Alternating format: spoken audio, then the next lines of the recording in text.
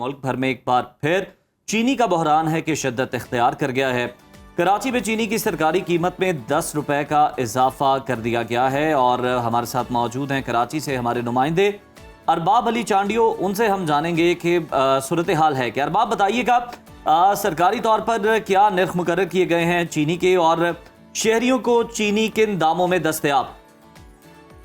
हाँ जी, बड़ी दिलचस्प बात है कि एक तरफ सरकार ये ऐलान करती है कि एक्स मिल चीनी की कीमत 165 रुपए।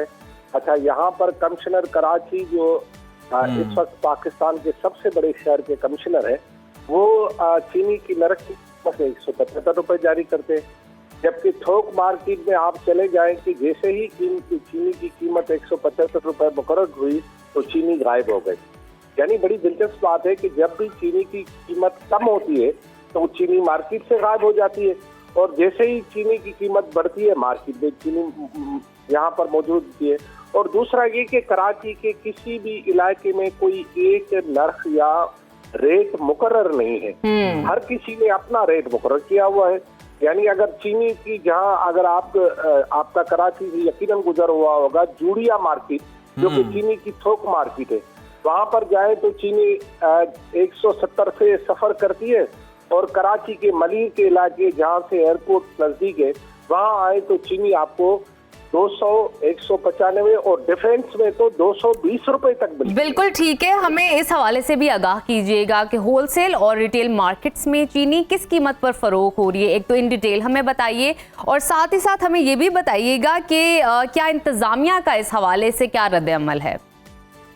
इंतजामिया का रद्द अमल ये है कि वो सिर्फ जाकर एक पियून जाकर लोगों को एक पर्चा थमा देता है और कहता है कि इस पर अमल दरामद करो।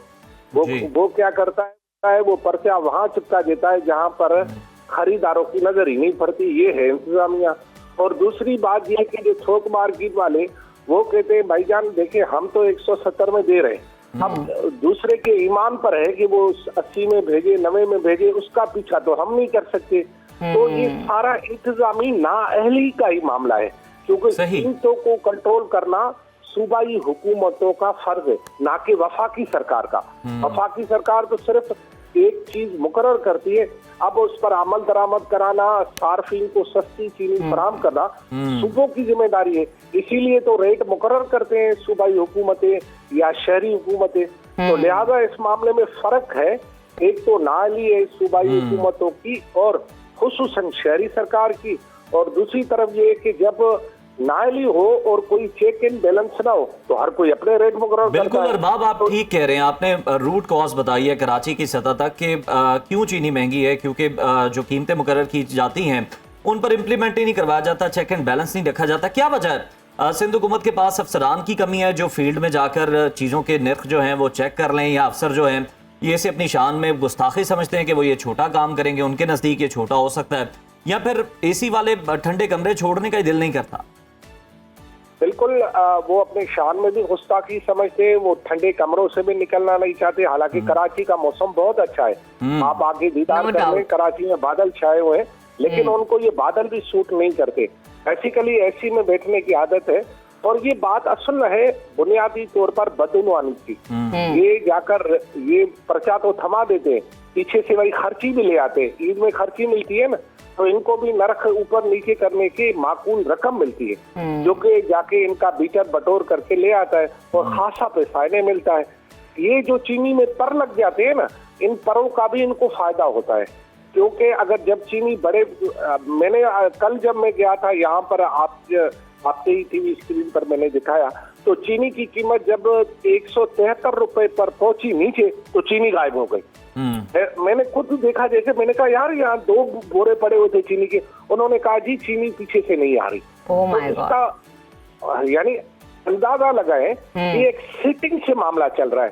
सेटिंग का जुमला इसलिए कह रहा हूँ कि सिंध में सिस्टम बहुत मशहूर है, लेकिन ये सेटिंग जो है, ये नीचे लेवल पर जो सेटिंग है कि हम कुछ भी हम नहीं देखेंगे कि आप कितने में फरोख्त कर रहे हैं, आप जो मर्जी जिसमें फरोख्त करो, और हमारा हिस्सा हमें घर पहुंचना चाहिए। जब ऐसा होगा तो अमल दरामद कहाँ से होगा भैया?